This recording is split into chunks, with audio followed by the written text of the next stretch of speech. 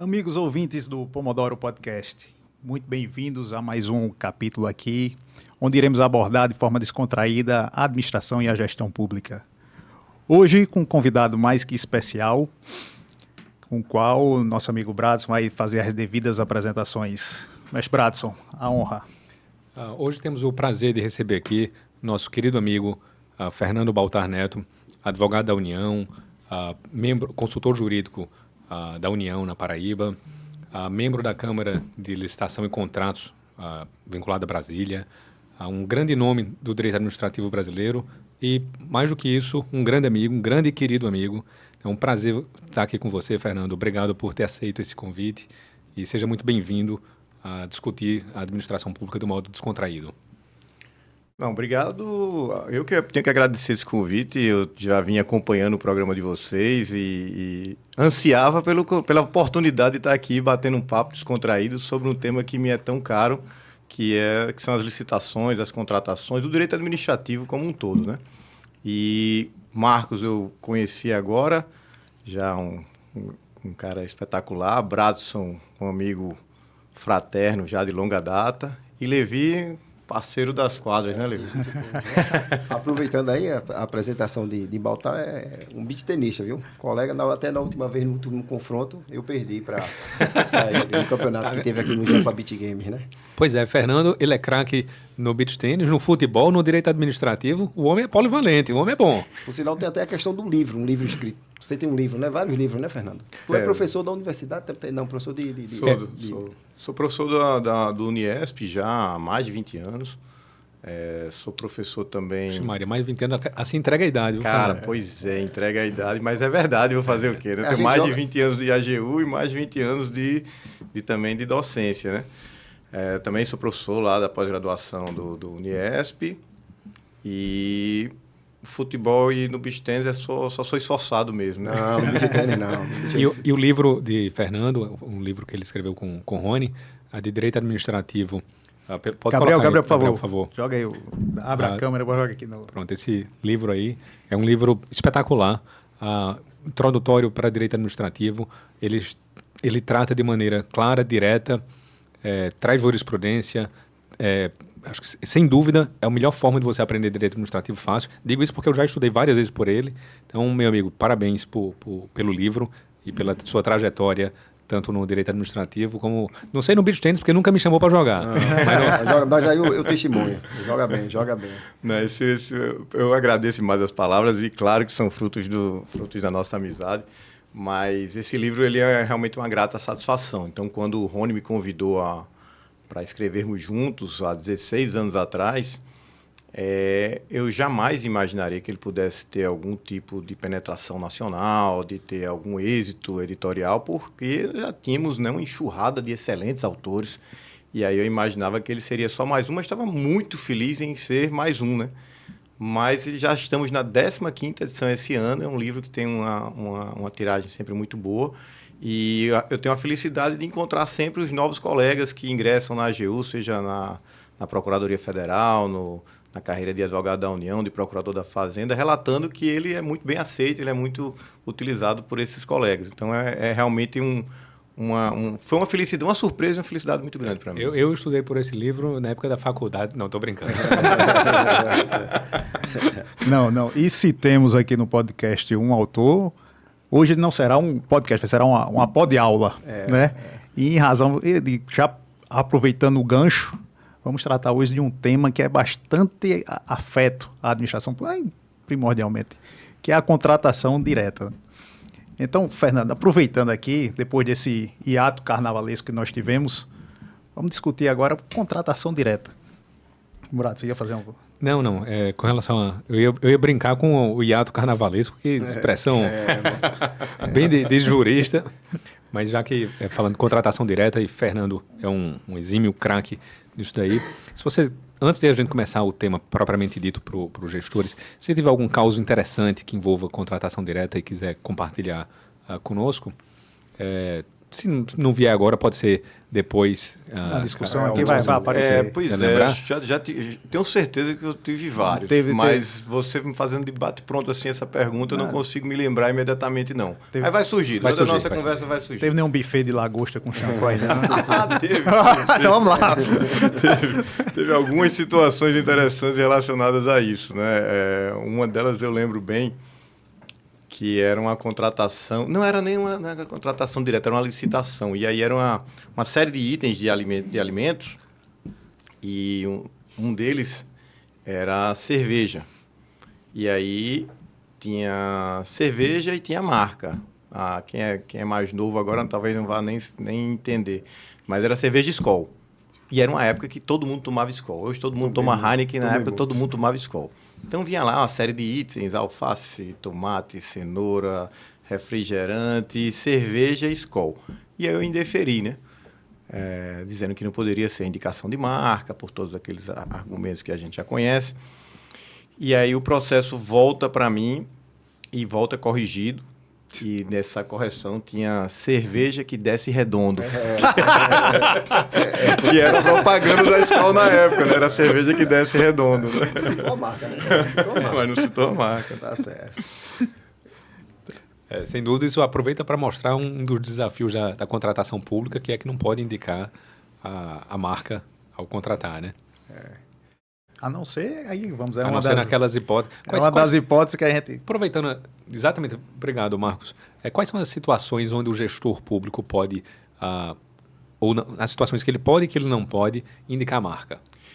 A nova lei, né, de licitações, ela trouxe há muita crítica, né, em relação à lei de licitações do que ela poderia ter sido, né? Ela poderia ter sido um mecanismo muito mais ágil, muito mais eficiente, mas, sinceramente, para aquelas pessoas que tinham essa altíssima expectativa, ela acabou sendo uma decepção. Como eu não tinha essa expectativa toda de que viesse essa Ferrari, eu acho que ela veio razoável para os nossos parâmetros, os parâmetros que nós temos atualmente no Brasil, né? Então, um desses cenários é a questão da marca. Nós tínhamos já um entendimento consolidado, né? As cortes de contas, a doutrina, de que a marca sempre poderia ser utilizada quando houvesse uma justificativa técnica condizente, né? Eu lembro de um processo que eu peguei do Exército, onde eles estavam comprando um rolo compactador e era uma licitação, também não era dispensa, não, porque tinha pluralidade de vendedores. E era um rolo compactador, nunca esqueci, da marca Dynapac, ou era Dynapac ou Dynapac. E aí eu indeferi porque o processo vinha com a indicação de marca. E aí o coronel responsável pela área, ele pediu uma reunião, e nessa reunião ele foi me explicar que os rolos compactadores, eles funcionam como o próprio nome indica, né, compactando ali a massa asfáltica, e os operadores, no caso os soldados, iam derramando lá o material e ele vai compactando. E eles funcionam com uma série de manilhas, manivelas, para tanto ir para frente quanto para parar e ir para trás. E esse era o único rolo compactador que ele parava apertando um botão. E ele relatou um caso que tinha ocorrido há pouquíssimos meses da morte de um soldado que caiu, e nessa demora de manipular essas manivelas, ele acabou sendo atingido por essa máquina. Então, o que é que eu mencionei para ele? E menciono sempre na minha conversa com os gestores federais. O processo tem que contar uma história. Então, nada daquilo que o coronel me explicou estava no processo. Então, eu disse a ele, coronel, se o processo vinha 10 vezes do jeito que veio, instruído, qualquer advogado vai indeferir. Mas depois da explicação do senhor, se o senhor trouxer essa explicação para os autos, é claro que nós vamos deferir, porque é uma justificativa técnica que envolve a segurança, que envolve a vida das pessoas que vão estar trabalhando com esse equipamento, que é uma justificativa muito plausível de você direcionar uma contratação que ainda assim, repito, foi feita por licitação.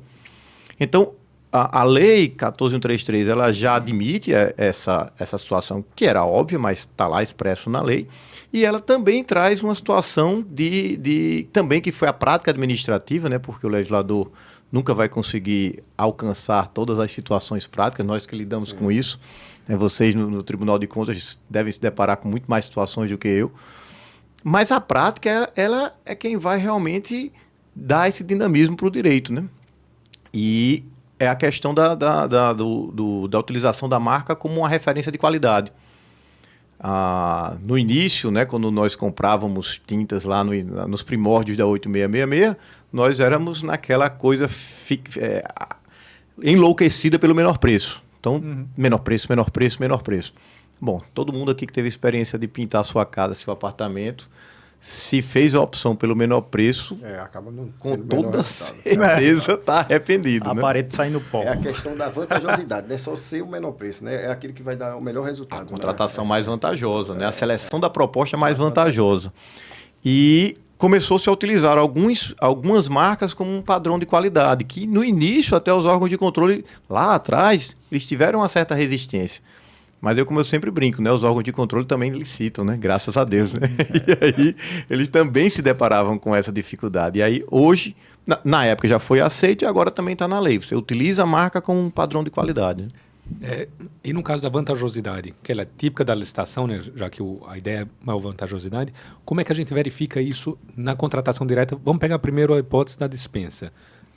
A lei elenca um rol. Brad, eu queria só entrar um parêntese. Voltar, rebobinar um pouquinho. Para depois a gente chegar nisso. Só para a gente deixar claro aqui, porque tem muita concepção de que contratação direta você vai ali, atravessa a esquina e compra. Sim. Só que não é bem assim, né? Longe disso. A gente falou em justificativa aqui, mas ainda tem a demanda, a formalização da demanda. Vai ter, às vezes, a necessidade, inclusive a necessidade de um ETP, mesmo na contratação direta. Então, se pudesse explicar um pouquinho sobre o que é essa história, como é que a gente faz para começar a história para finalizar com a contratação. Eu sou prefeito recém-eleito do município, ou secretário de qualquer município, e de repente eu preciso fazer uma contratação direta. Como é que eu faço? Você é meu advogado lá na secretaria. Eu digo, Fernando, me diga aí, a gente precisa contratar copo. Como é que eu faço? Pois é, esse tipo de questionamento, essa dúvida, essa ausência de informações, ela acontece sobretudo em municípios menores, né? Que você não tem uma equipe permanente, onde muitas vezes uma gestão chega e ela encontra todo aquele setor de licitações sem memória. Então, você não tem uma memória institucional, você não tem nem sequer uma memória pessoal. E aí a sensação para muitos que não são afetos à matéria é, poxa, mas se eu posso não licitar, se eu posso fazer uma dispensa de licitação, eu posso pedir para o pessoal ir lá na loja de material de construção, ele vai me entregar como se eu fosse um particular e depois eu vou pagar. Qual o problema disso, né? Mas isso é um tremendo engano, porque a administração pública, ela é formal.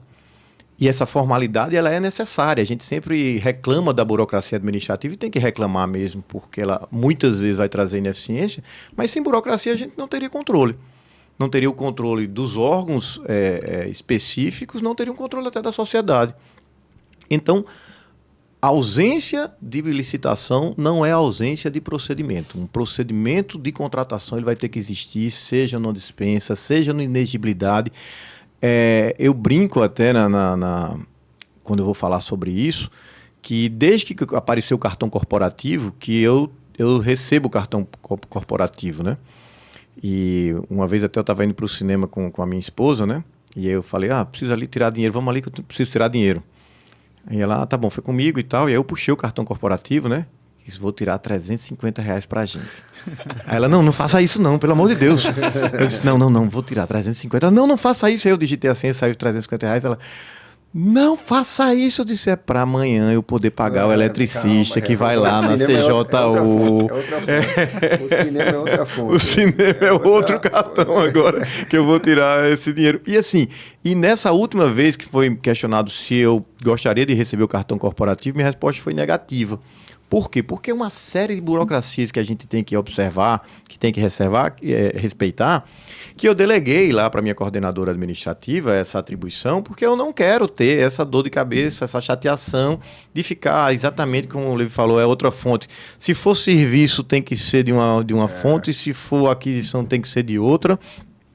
Se você não preenche adequadamente, vai ter órgãos que vão agir, inclusive, de forma equivocada, como a AGU, mas não é só a AGU. A maioria dos órgãos federais que eu tratei até agora, eles agem de forma equivocada, do tipo, você utilizou a fonte errada, você tem que devolver o dinheiro.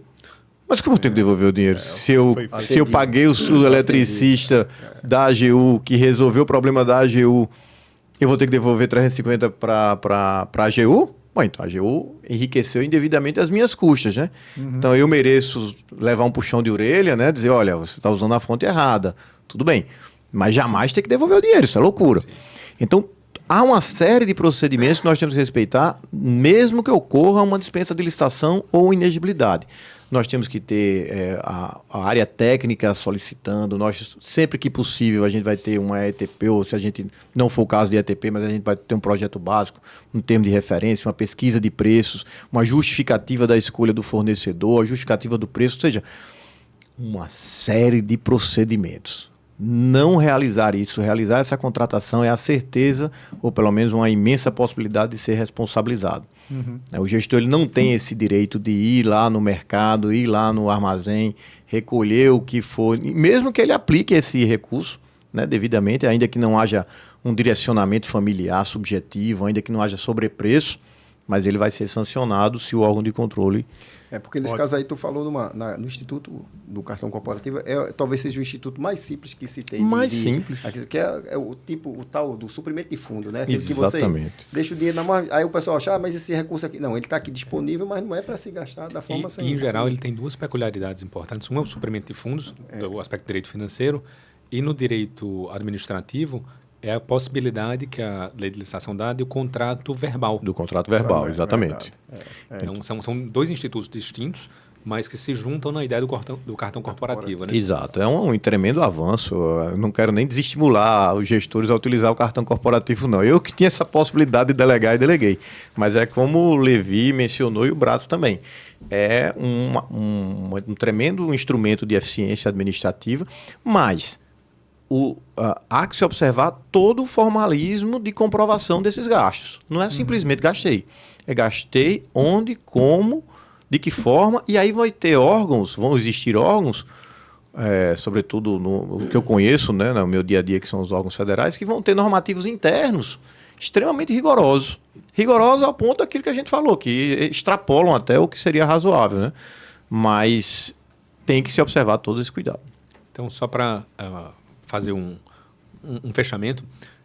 Então, se eu sou gestor público, preciso contratar com emergência algo de pequeno valor, que seria com cartão corporativo. Primeiro, a ideia é tentar regulamentar, ter um regulamento próprio, não é isso? Perfeito.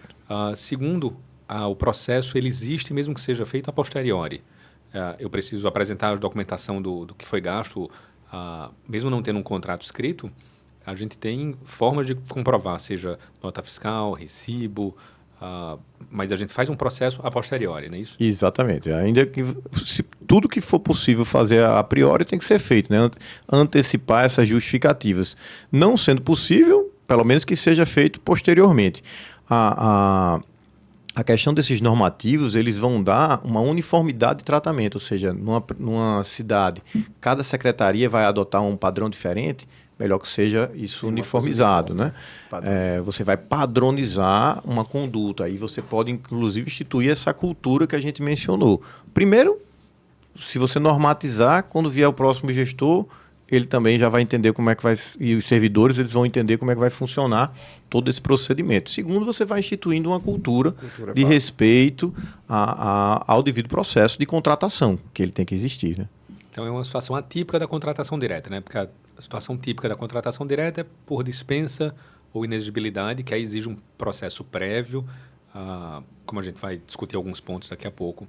Mas o suprimento de fundos, essa situação específica para valores menores, não é isso? Isso, valores menores, aqueles que a lei admite que seja, como você mencionou, uma contratação verbal, né?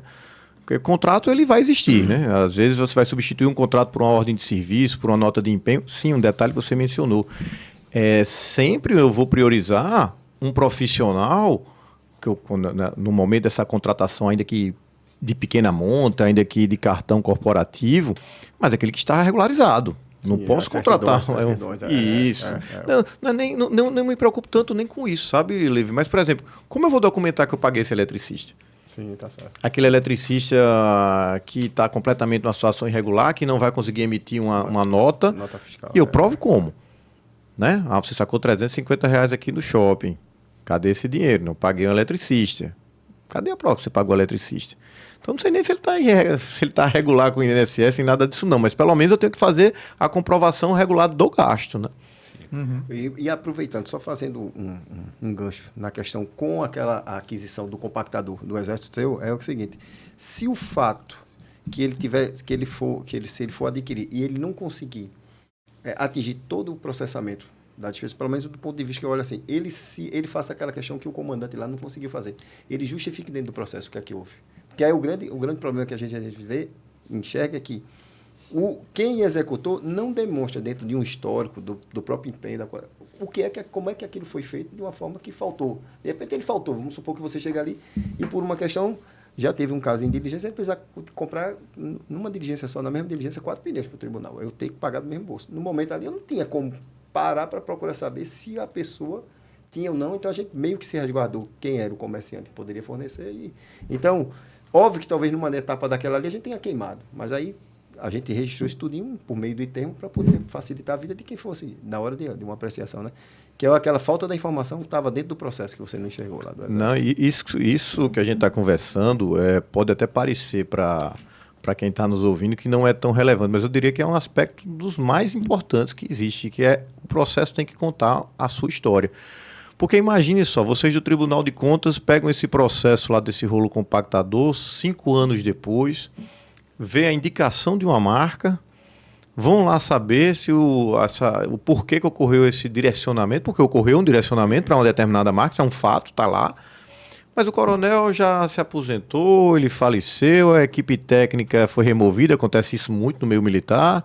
Ninguém que está hoje presente sabe explicar por que aquilo ocorreu. Esse coronel vai ser responsabilizado, esse órgão vai ser responsabilizado, porque fez uma licitação direcionada, e fez. Só que ela tinha uma justificativa que ficou na oralidade, né?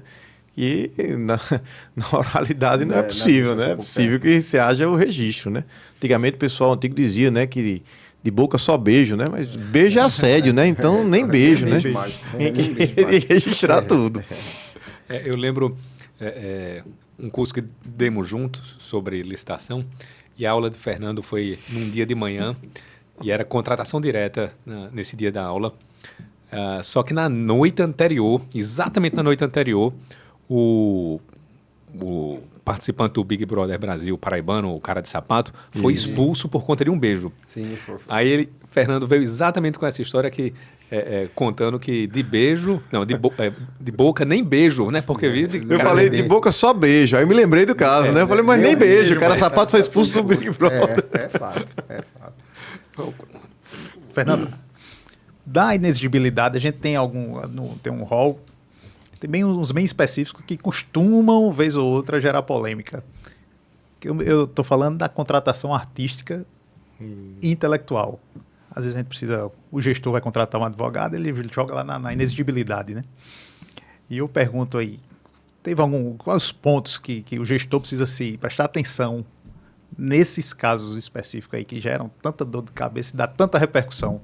É verdade, são casos que costumam ganhar notoriedade, né? Costumam aparecer bem nos portais de notícias, nos noticiários, porque eles ou não seguem ou entram dentro de algumas chamadas brechas que ainda são admitidas pelos órgãos de controle. Não há um posicionamento, às vezes, definido. O que é que nós temos hoje na nova lei de mudança? Com relação à contratação de serviços técnicos por profissionais de notória especialização, o novo legislador ele retirou a singularidade do objeto, que era um requisito que existia na legislação anterior e que deu uma falsa impressão para os novos gestores de que a porteira estava aberta. Porque se você fizer uma leitura mais simples do texto e até um pouquinho mais aprofundada, né? Você disser, não, mas veja só, existia um requisito na lei anterior, na nova o legislador não reproduziu. Qual foi a intenção do legislador? Retirá-lo. Então, quem aprendeu um pouquinho de hermenêutica sabe disso, não dá para negar. Então, eu posso exigir a singularidade do objeto hoje? Não posso. Bom, então eu só preciso de 2 requisitos. É isso? Serviço tem que ser um serviço técnico profissional especializado, estabelecido lá na lei, e o profissional ser de notória especialização. Bom, então tá tudo liberado. Só que isso não é verdade também. Olha, eu já tenho 17 visualizações de Pomodoro Podcast, então já tenho uma notória, já posso fechar um contrato com a União de assessor. De podcast. Não, eu tenho podcast de direito administrativo aqui, eu já tenho 17 visualizações, então notória especialização no assunto. Mas brincadeiras à parte, o que é notória especialização para a gente fechar? Então, o que é necessário? Notória especialização, a lei vai definir o que é, ela é muito ampla. Ela é muito ampla. Estudos, reconhecimento, peças publicadas. A possibilidade de você ser considerado notória especialização é muito fácil você demonstrar isso, a não ser que você seja realmente um novato. Você sendo um recém-formado, você sendo um profissional sem experiência, você não detém essa notória especialização. Mas passou um pouquinho mais para isso, você começa a ter uma grande possibilidade de encaixar dentro dos aspectos da lei. E a lei ainda deu uma modificada, que ela diz o seguinte: antes era que indiscutivelmente esse profissional fosse o melhor para executar aquele objeto contratado. E hoje ele diz que não, que ele tem que ser reconhecidamente adequado. Então, de novo, parece que o legislador afrouxou as exigências que existiam antes. Mas, de novo, isso é uma falsa percepção. Porque nunca poderíamos fazer uma inexigibilidade de licitação se há possibilidade de competição. Tanto que a licitação, a Lei 14.133, ela trata de forma até detalhada da licitação do serviço técnico profissional especializado. Ela jamais poderia falar isso, tratar disso em licitação, se é um caso de inexigibilidade. Então, resumidamente, isso foi até, pelo menos no âmbito da AGU está resolvido, no âmbito federal. Nós tivemos um grande debate lá na Câmara Nacional de Licitações de Contratos, e o primeiro parecer que ia sair não ia ter essa restrição. Eu fiz questão, bati pesado lá e consegui a aprovação com essa restrição. Um dos requisitos só posso fazer inexigibilidade se não for caso de licitação. Entendi. Então, só para fechar essa questão, no caso específico do objeto, ele não precisa ser especificamente singular, mas deve ser impossível haver uma contratação, uma licitação, é isso? Lembra do Levi, que eu lembrei agora do Levi quando ele falou, né, da questão do menor preço. Não é menor preço, é a melhor contratação. Então, o Rony fala muito sobre isso, né, de que não é que seja impossível, mas a licitação ela se torna inviável porque ela se torna um obstáculo para a melhor contratação. Eu não tenho como proceder a uma melhor contratação se eu utilizar uma licitação. Então, por exemplo, na questão dos artistas, se eu colocar aqui que eu tenho a prefeitura, o Estado, ele tem um cachê de R$500 mil para fazer uma determinada campanha publicitária, tenho certeza que vai ter uma fila de artistas que vão estar lá querendo esse cachê de R$500 mil. R$500 mil não é pouco dinheiro. Mas, enquanto poder público, eu não quero qualquer artista. Eu quero um artista que tenha uma afinidade com o público-alvo, que o público-alvo possa prestar atenção, possa reter a informação que vai estar naquela campanha. Então, como é que eu faço isso através de um procedimento licitatório? Não faço. Menor preço? Bom, menor preço vai ser o artista menos conhecido. Né? O que vai ter menor alcance. Então, a licitação ela é incompatível com o objetivo da administração, com a melhor contratação almejada pela administração. Isso aí faz uma vinculação ao podcast que a gente teve aqui com o artista, com o Fuma, o artista local. Sim, eu vi também. Onde ele veiculou justamente isso. Ele disse em muitos pontos. Já vi a novidade agora. Novidade do Pomodoro aqui. Agora é que tem um horário para você parar, é o horário do lanche. Mas antes de concluir, antes de horário Pomodoro agora. 5 minutinhos. E aí o que é que o Fuma tinha dito? Que justamente isso, ele convidava a Loki. Assim, por que ele convidou certos artistas? Para poder ter atração, senão não vai ninguém, realmente não vai. Exatamente. Se você colocar, dividir, fracionar, ainda que você fracione o orçamento, e aí eu concordo. E talvez isso aí, agora, depois a gente vai voltar a falar que é sobre o ETP, que o ETP também, às vezes, se o cara for passar muito tempo elaborando o ETP... Antes de Fernando... Abra aí, é uma perda de tempo e você não vai antes chegar. Antes de Fernando responder, só para... esse é o momento... Contextualizar o toque do alarme. Esse é o momento Pomodoro. O como é o título do podcast, que a técnica Pomodoro exatamente trabalha 25 minutos. A gente discutiu tecnicamente aqui, Fernando nos iluminou durante esses 25 minutos. E agora é 5 minutos para a gente relaxar um pouquinho. Dá uma abstraída. Depois a gente volta a esse Uma aleatoriedade tema, grande agora. E você vai ser nossa cobaia. Né? Experimenta aqui. Vamos lá. Pode falar, inclusive, do jogo do Vasco? Ou... Não, era preferível não, né? Falar de BT, falar de A BT. não ser que a gente fale lá do impedimento, claro, do Bruno Henrique, né? Fala da sua vitória aí do BT. Não, a última vez Levi, que a ele gente- joga bem mesmo ou é só... Levi joga muito bem. Não, muito Levi bem, é não. um... Eu jogo razoavelmente Quem, bem, quem razoável. pratica beach tênis e veio do tênis, ele vem com uma vantagem, já vem com uma técnica diferenciada. Mas no último confronto eu saí, eu e Rogério e você E Werther, né? Foi. Aí acabou a gente perdendo. Mas esse topete não atrapalha não a aerodinâmica do Rapaz, o movimento problema lá? é quem não tem, né? Não, aqui é favorecido pela O problema natureza. é quem não tem. Fernando, Aí, você conhece Padre Nilson? Padre Bratis. Nilson, não. Não parece com o nosso amigo Mar. Isso aí vai pro corte. Não o gostei sinal- desse momento Pomodoro, não. Bota- bicho. Parece que bota o bode aí. expiatório tá sendo eu aqui. É. por sinal, era até bom o Padre Nilson dar uma curtida aí no podcast para poder... Vamos convidar a Padre Nilson aqui. Pode ser, para poder frente falar a frente com o Padre Nilson. sobre a gestão paroquial. Eu acho uma boa. Esperando o Gabriel colocar no... Gabriel, Essa questão não com o come Levi corda, a gente não, vai né? resolver jogando junto. Baltar tem ele, o irmão, Petrov, que Sim. também é Advogado da União advogado da também. União, e tem a sobrinha dele, Pietra, que também já foi campeã paraibana. Pietra foi vice-campeã do Pan-Americano. Olha só. Parece, Marcos. Não tem como negar, não. Mas ele colocou cabelo, não tá mais parecendo não, Gabriel. Ele botou cabelo. Ele abandonou as raízes. Tá bom, Gabriel, pode tirar já, Gabriel. Tá bom, O Padre Nilson estava achando rico, todo mundo estava confundindo ele com o Marcos. Né? Aí colocou cabelo. lembrança, Padre Nilson, lembrança. Mas Marcos não tá absolvendo pecado de ninguém, não. Rapaz, Já tem uns meus mesmo pra dar conta. de vez em quando ele chega lá no tribunal dando a bênção. O pessoal pede bênção, pensa padre. Rapaz, esse momento Pomodoro não foi muito agradável pra mim, né? Aí, Não tem nenhuma de Bradson, não? aí tem a de Oswaldo. O Oswaldo contou aqui, ainda bem que não foi ao vivo, meu apelido lá no futebol. Qual é, teu filho? É bom que ele mesmo conta. Cara de velho, Cara de velho. Porque, como eu emagreci muito, aí ficou um pouco mais de pele. Acho que O cara emagrece. Olhando direitinho assim, né? Não, mas a questão da corrida acontece muito, né? Sim, O pessoal que você se dedica perde mais à gordura, corrida né? perde ali uma massa de... E aí pronto. Fica É o mais... futebol raiz, né? Futebol Os raiz, apelidos, não. os apelidos não perdoam, não. Olha, futebol raiz, apelido não perdoa, não, é verdade. No futebol, qual é o teu apelido? Não, você... Açougueiro, acho que é um deles, né? Tu joga na zaga? É bom. O zagueiro não passa, não. Passa a bola ou passa o jogador. É Os bom dois zagueiro, não passam, é bom não. zagueiro. Joga bem, joga bem. Joga bem. Pô, isso aqui tá... Dizem que já jogou melhor, né? Mas joga bem ainda. Petrov joga não, né? Não, Petrov, futebol, Petrov nunca... Ele joga assim, brincando, mas nunca foi o que ele gostava mais. Ele jogava mais basquete. Lá em casa, todos três jogaram basquete, mas meu irmão mais novo era realmente um fenômeno. Daqui de João Pessoa foi quem mais eu vi jogar, até jogar fora.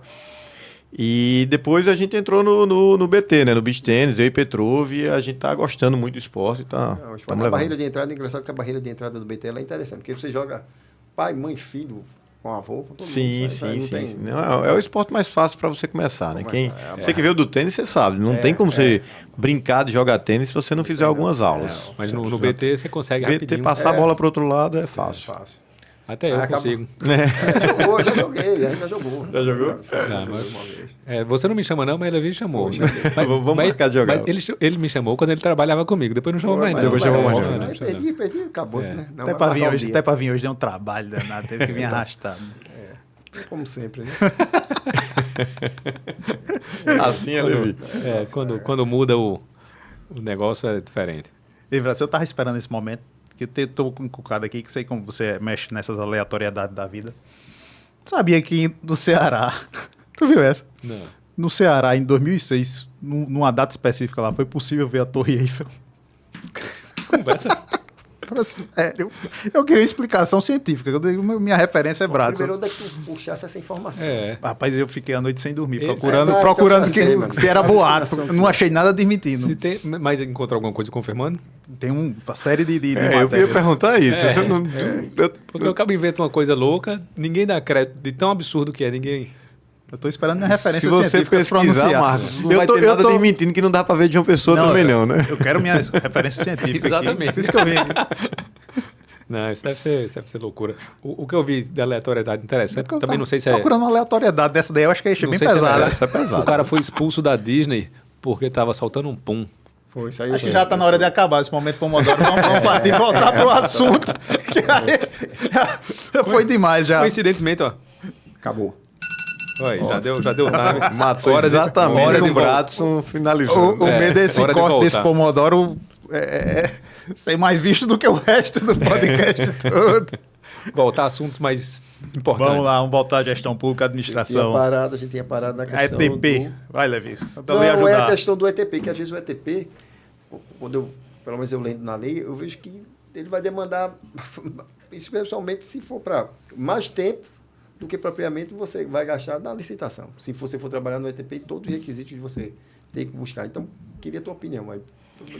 Não, esse eu acho que é um grande aspecto negativo da nova lei, é que ela não só reproduz formalismos exagerados, né, que a gente estava mencionando agora há pouco sobre a importância de um certo formalismo, né, mas o formalismo exagerado não tem o menor sentido. Então nós criamos mais um artefato agora que é o ETP.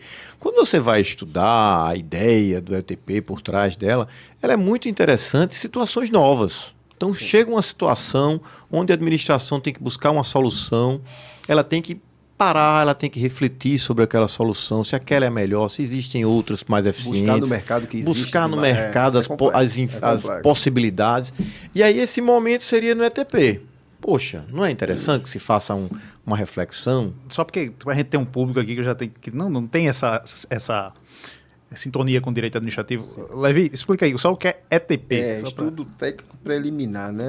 É como se fosse uma... para quem está chegando agora, isso é perfeito. ETP, Você, DFD. você tem que trazer elementos para você poder dimensionar aquilo que você quer e chegar à solução, que aquela solução que você vai contratar, o que você está pleiteando contratar, iria atingir, seria a melhor solução para você atingir o seu objetivo. Basicamente é isso. A lei está lá disciplinada, ela bota... Só que quando você vê na lei, e eu já vi inclusive decisões de fiscalizações onde o pessoal critica porque não tinha ETP ou Sim, porque a administração estava replicando, fazendo a ETP, uma mesma ETP, porque aí- basicamente é como você tá, tem serviços que já é tão rotineiro que ele meio que replica a mesma Só que aí tem que ver uma coisa. A nova lei, ela disciplinou a obrigatoriedade do ETP. Aí ficou a discussão se seria obrigatório mesmo ou não. Alguns entes, como a União, regulamentaram, dizendo que para algumas licitações mais simples, mais triviais, não precisaria desse estudo técnico preliminar, que antecede o termo de referência. Só que outros entes, a exemplo, o Estado da Paraíba, o Tribunal de Contas do Estado da Paraíba regulamentou exigindo o ETP de todas as licitações. Então a gente termina aumentando o custo de uma licitação e aí quando você aumenta custo, você termina às vezes formalizando, você banaliza o instituto. Sim, verdade, Então é fato. muitos entes terminam fazendo o ETP a toque de caixa sem a devida... Só para preencher o requisito legal. Só para preencher o requisito legal. fato. Eu já ouvi história de a licitação está toda pronta, só está faltando o ETP.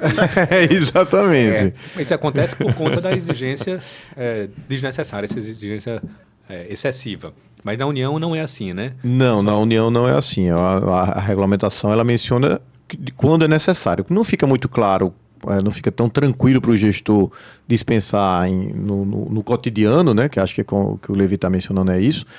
Mas a verdade é que no nosso dia a dia, no nosso cotidiano de gestão, não há necessidade de um ETP. Você vai muitas vezes reproduzir licitações que você fez no ano passado e no ano anterior e no ano anterior. E para inexigibilidade e dispensa, precisa do ETP? Então, o raciocínio... Segue o raciocínio geral? Segue o raciocínio, né? O raciocínio você vai ter esse momento de você vai refletir sobre a solução que você está escolhendo, se existem outras no mercado, para você justificar um risco que você está correndo ali. Se você tem essa situação, é importante que você faça um ETP. O ETP é um instrumento altamente recomendável. Está previsto em lei, é obrigatório, como o Bradson mencionou, mas ainda que ele não existisse, ele deveria existir. Então, nenhuma crítica a essa situação. Só que a mesma coisa da gente está falando aqui de meios alternativos de resolução de conflitos para o dia a dia. Você vai colocar uma cláusula de arbitragem num contrato de fornecimento contínuo? Mas qual o sentido disso? né? Na prestação de serviço de limpeza, você vai ter um dispute board ali, aumentar o custo. Por qual sentido disso? Exato. Ali a gente tem que prestar atenção na historinha, né? Na historinha. Até que ponto aquela história vai ser coerente. Você tem o ETP, você tem um termo de referência, projeto básico, cada um com sua necessidade, de acordo com o que você vai ali, o que você quer, o objetivo que você quer alcançar, né? E aproveitando também, você falou mais cedo, a voltar àquela minha pergunta que você... Perdão. Agora acho que ela está no momento apropriado. Na licitação, a gente tem um mecanismo muito fácil de ver a seleção da melhor proposta, a proposta mais vantajosa. Seja considerando o preço, seja a vida do objeto. E no caso da dispensa e da inexigibilidade, como é que eu garanto que na dispensa e na inexigibilidade seja contratado de forma mais interessante para a administração, de forma mais vantajosa para a administração? Tem algum critério? Ou na dispensa e inexigibilidade você pode contratar de modo livre? Não, e só complementando o que o Bratos fez, como se valora? Como a gente chega à valoração daquela contratação? Então, há duas exigências que estão presentes tanto na dispensa quanto na inexigibilidade: é a justificativa da escolha, né? Por que você está escolhendo esse fornecedor, por que você está escolhendo esse prestador, e a justificativa do preço. Justificativa do preço é justificativa do preço. Diferentemente desse mantra de menor preço que a gente busca nas licitações de uma maneira geral, e isso não tem como fugir, né? É o critério de julgamento que nós vamos utilizar na esmagadora maioria das licitações. Então, isso sai um pouco da esfera da dispensa e da inexigibilidade, porque não há essa obrigatoriedade de você buscar menor preço, mas você tem que justificar o preço. É sempre muito bom para o gestor uma dispensa ou inexigibilidade, porque ele tem maior liberdade de escolha. Na licitação, o gestor, que ele deveria estar numa posição de supremacia, de prevalência pelo direito administrativo, pelo direito público, muitas vezes nada disso acontece por conta das amarras públicas. Ele vai fazer uma licitação de vigilância ou de limpeza e ele desconfia bastante daquela empresa, ele jamais contrataria aquela empresa se o dinheiro fosse dele, mas ele não tem outra opção senão contratar aquela empresa que ele está desconfiado de que seja talvez um laranja de outra que fechou por essas mesmas razões, né? Tô falando que uma situação de desconsideração de personalidade jurídica, mas de suspeita. Se ele só tem uma suspeita, ele vai ter que contratar. Se essa empresa recebeu várias sanções de advertência em contratações anteriores, ele vai ter que contratar. Mas não seria a escolha que você faria. Mas a administração está presa por essas amarras. Então, na dispensa da inexigibilidade, a gente vai ter que justificar a escolha e justificar o preço. Mas, por exemplo, eu vou fazer uma contratação para um curso, para um treinamento dos servidores do determinado município, de licitações e contratos.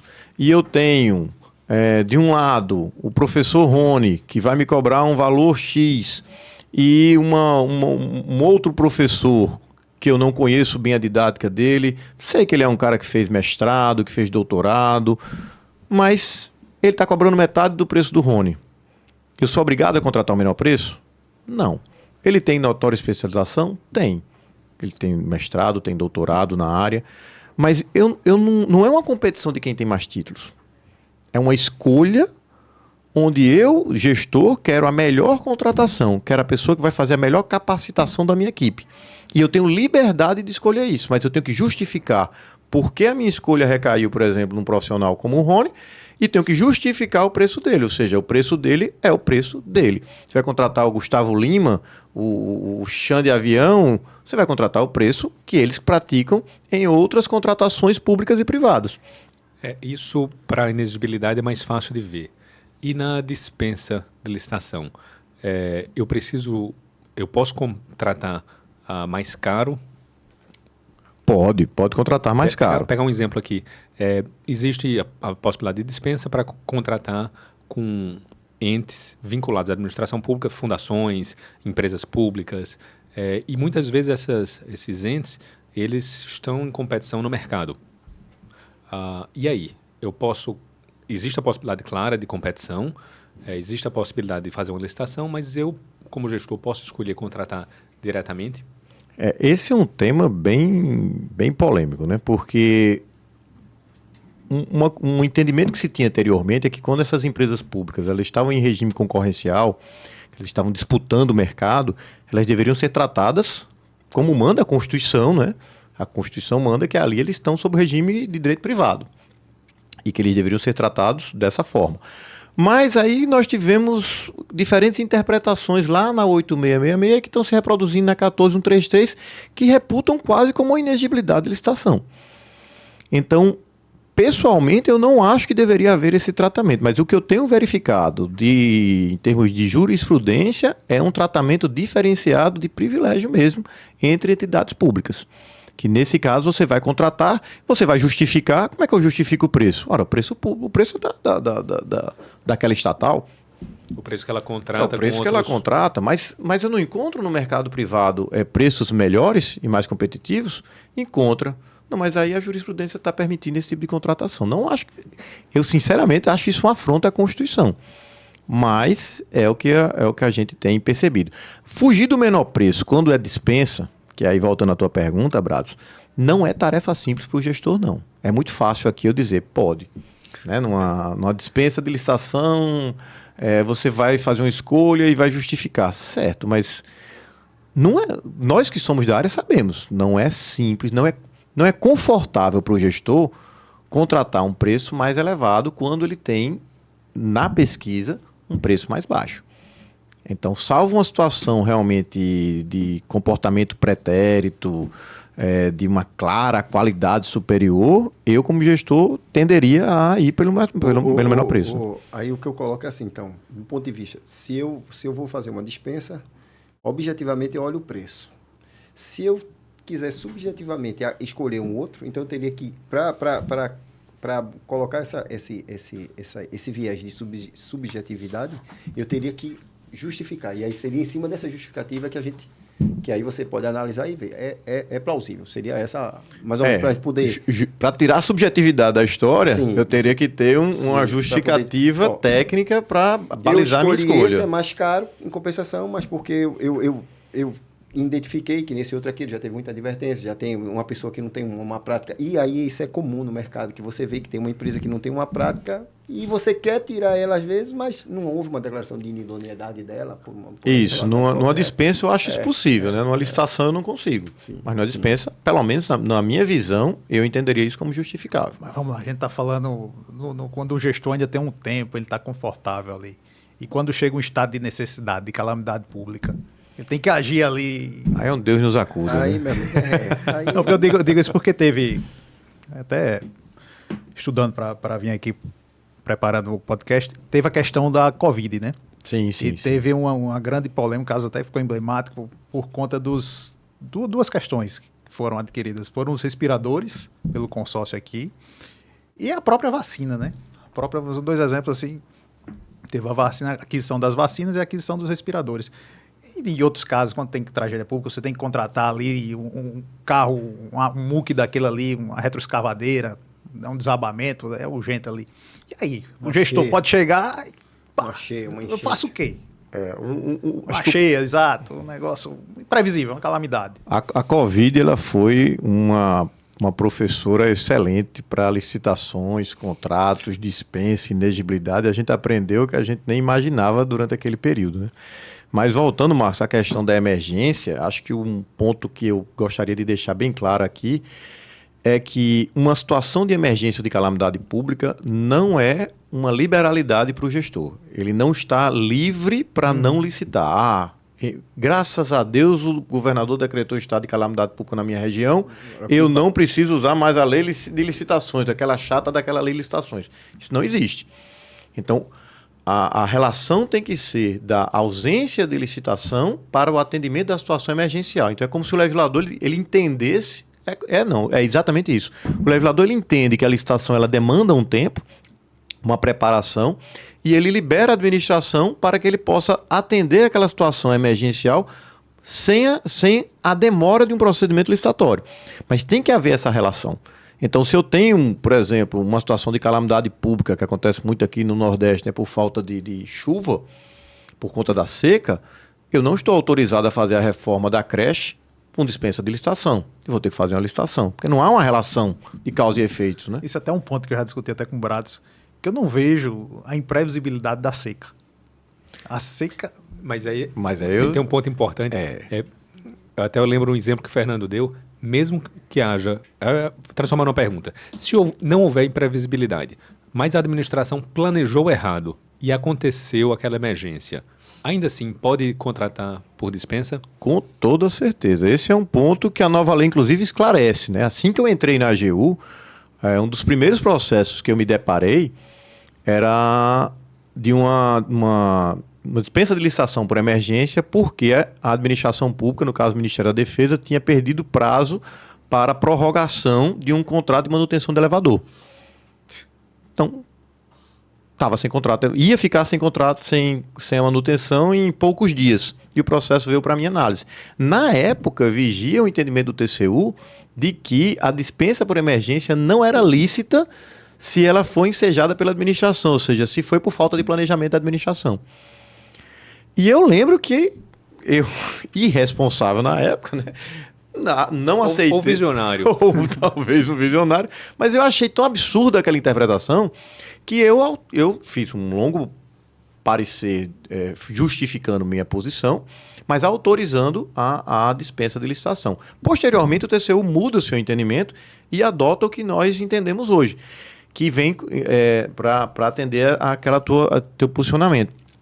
Não interessa se a seca era previsível ou não, do ponto de vista da dispensa, não da responsabilização do gestor. Entendi. O gestor que sabe que tem um evento que vai acontecer ou que tem uma boa possibilidade de acontecer, ele tem que se preparar. Mas nem o bem público, nem o serviço público, nem a sociedade podem ser atingidos por essa falta de planejamento. Eu vou dar outro exemplo. No Sul, o Sul está tendo essas enchentes. E eles têm as comportas, já existem as comportas, não foi por conta dessa cheia que deu. Uhum. Então, essa falta de você é previsível que o rio vá subir ali o nível. Essa ausência de manutenção das comportas. Até gerou uma discussão na época. Essa ausência de manutenção das comportas. Quer dizer, aí foi falta de planejamento, claro. Aí estaria na dispensa, mas o gestor iria responder pela falta de planejamento. Ou o gestor Isso. ou a pessoa responsável. Uhum. Pode até ser que não tenha responsabilização específica para ninguém, Isso. mas deve ser investigado. Porque pode ser que não tenha ninguém a ser responsabilizado. Veja, eu sou um gestor e estou pedindo recurso para manutenção do prédio. E não tem recurso. Não tem recurso, é negado. Eu não vou ser responsabilizado por isso. Mas talvez quem negou vá ser responsabilizado. E talvez não vá ser responsabilizado porque ele negou porque estava direcionando para a saúde, por exemplo. Então, quando a gente fala de apuração de responsabilidade, é só isso, é apurar se há responsabilidade. Mas não interessa a razão pela qual ocorreu a emergência. Se está uma situação de emergência, está autorizado a fazer a dispensa. Tem um voto da ministra Ana Reis que é interessantíssimo, onde ela responsabiliza o gestor por não ter feito a dispensa por emergência, que ele não fez porque a falta de planejamento veio do gestor anterior. Então, toda a responsabilidade seria do gestor anterior. Aí o novo gestor vê aquela bomba para estourar no colo dele, ele diz, eu não vou fazer uma dispensa por emergência, porque o problema foi gerado na gestão anterior. A ministra Ana Reis responsabiliza esse novo gestor também. O gestor anterior tem a responsabilidade dele por ter deixado isso acontecer, e esse novo gestor tem responsabilidade por não ter feito uma dispensa de emergência quando deveria ter feito. Sensacional. É mais o receio da punição, né? Sim. Você tem que aprender a justificar. É por isso a importância que a gente está batendo desde o início de uma equipe técnica qualificada. Você justifica. Se você justifica, tem a justificativa plausível, você não vai ser penalizado. Você está cobertado. E eu lembrei agora de um caso, você me perguntou, que foi curioso, de dispensa de licitação, onde um processo de dispensa de licitação, faz alguns anos, ele era físico, né? E veio o responsável do setor para despachar comigo. Acho que eu já contei lá no curso, né? E ele foi explicar toda a situação, era de uma questão de um hospital, e era tinha estourado um transformador, gerador, não me lembro o que danado era. E, portanto, eram questões de vidas que estavam em risco e vidas humanas que não poderiam ser colocadas em risco por conta da demora e tal, e que o diretor do hospital pediu para despachar pessoalmente comigo, e eu já pedi o processo, já comecei a folhear, disse, não, pode deixar esse processo, eu não vou nem distribuir, eu já vou eu mesmo analisar aqui. Amanhã, no máximo, eu estou entregando esse parecer. Mas fica aqui um pouquinho que eu só vou adiantando. Se tiver alguma coisa para você complementar, você já volta. Ele, não, pois não, doutor. E eu fiquei lá olhando e falei, ué, mas esse fato que você está descrevendo aconteceu há 3 meses. Ele falou, pois é, há 3 meses. Mas você disse que tem a questão de não pode esperar dias, porque... Ué, ETP não é a última peça? Porque... tá faltando só ETP, doutor. Eu disse, pois é, mas veja só, 3 meses dá para você fazer uma licitação. Talvez, né? Ele disse, não, pois é, mas as pessoas não estão morrendo nesse período, não? Aí ele disse, aí ele já não sabia mais responder, né? Até então ele tinha resposta para tudo. Então ali ele disse, eu não sei como é que funciona, não é comigo. E aí eu disse, olha, tudo bem. Avise só o diretor que eu vou ficar com esse processo, vou analisá-lo, mas que eu vou pedir para apurar a responsabilidade de quem não fez a licitação há 3 meses atrás ou que não fez até a dispensa de licitação há 3 meses atrás, porque vocês estão justificando questões de saúde e de vida das pessoas. Aí ele disse, mas doutor, é porque aí a responsabilidade é do diretor. Eu disse, não tem problema, eu vou mandar e se ele não abrir, aí a responsabilidade vai ser dele. Posso até encaminhar depois para os canais competentes. Ele disse, doutor, deixa eu dar uma levada nesse processo para conversar com o diretor e amanhã eu lhe trago. Então ele Até hoje. Não, ele levou 1 mês e pouco depois uma licitação na modalidade pregão para fazer esse mesmo serviço. Então, não era um caso de emergência. Então o gestor também tem que tomar cuidado com isso. Não pode estar inventando emergência, não pode estar inventando essas situações excepcionais, porque aí eu acho que vocês falam melhor do que eu, isso sempre é um sinalizador para o órgão de controle, né? Sim. Diferentemente de mais uma licitação, como tantas que vocês vão ter que verificar, isso aqui é uma dispensa por emergência, chama mais a atenção. A contratação das dispensas por emergência, assim como o pagamento retroativo, a indenização, são 2 situações que chamam a atenção do controle, porque elas fogem à normalidade, né? A normalidade, que eu digo, do processo, a sequência natural do processo de contratação pública. É uma situação diferenciada, né? A gente está com um tempinho apertado, mas eu queria tocar no assunto que até uma das inovações inovação não, porque já existia, mas tá lá no rol agora, que é a questão do credenciamento. Sim. O credenciamento, que inclusive o governo federal agora fez o Contrata Mais Brasil também, né? Como você tem uma visão geral aí do credenciamento, Baltar? Como é que... Se você puder explicar rapidinho o que é credenciamento e o vínculo também, né? que o credenciamento tem com inexigibilidade e o que é o Contrata Mais. Então, o credenciamento, ele também é fruto do experimentalismo, né? Da 8666, ela não tratava expressamente do credenciamento, mas aí a necessidade da administração pública, estadual, municipal e federal, ela se fez presente e nós conseguimos dar uma roupagem jurídica para ele lá na 8666. A 14133 já trouxe como uma das possibilidades de inexigibilidade, o que talvez até aumente a confusão que já existia. Então, o credenciamento é uma inexigibilidade de licitação. Não, eu consigo uma contratação por inexigibilidade de licitação via um procedimento de credenciamento.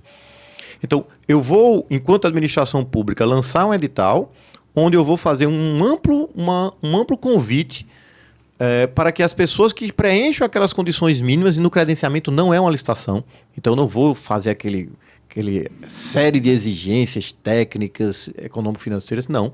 Vou fazer apenas as exigências mínimas necessárias para o meu determinado objeto, e todo mundo que vier a se credenciar e que se submeter às minhas regras de credenciamento estão aptas a serem contratadas.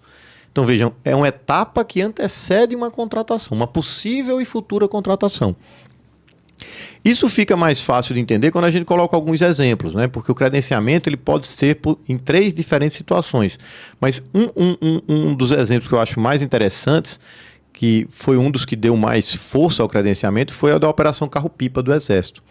Então o Exército Brasileiro recebeu uma missão, né, uma incumbência de levar água para as regiões mais desprovidas, né? E aí, pegando o teu gancho também, Marcos, é uma operação temporária, certo, do Exército, que dura 20 anos. Que dura 20 anos. Mas, continuando, o Exército recebeu o recurso. Tem um pouco disso no governo federal. Se ninguém sabe como fazer, manda para o Exército, que o Exército vai ter que se virar. E o Exército não tinha pessoal, não tinha caminhões-pipa para levar essa água. O que é que o Exército fez? Vou fazer uma licitação. O início de tudo, o Exército disse: vou fazer uma licitação. Vou fazer o que? Uma licitação como? Pregão. Mas não dava para fazer um pregão. Por que não dava para fazer um pregão? Porque não tinha no mercado uma grande empresa com um grande número de caminhões-pipas para a gente poder fazer uma seleção no ambiente competitivo, selecionar a proposta mais vantajosa. Não dava. É contra o sistema, porque a gente procura a eficiência, né, da contratação. Né? Mas a gente conversou agora há pouco, a licitação é um obstáculo para a seleção, para a contratação, né, mais vantajosa. Eu não tinha como fazer isso. Então, o que foi que o Exército fez? Estabeleceu uma série de exigências, colocou lá um tempo de vida do caminhão X, disse quanto ele, Exército, ia pagar. Vou pagar tantos reais por quilômetro asfaltado, tantos reais por quilômetro de estrada de barro. E venham todos. Quem são todos? Todos. A demanda do Exército pode ser inferior a essa quantidade. E aí surge até um problema para alguns, né, que eu acho que é para quem está realmente procurando problema, que é: mas eu tenho que contratar todos. Por que eu tenho que contratar todos? Eu tenho que ter a intenção de não excluir ninguém.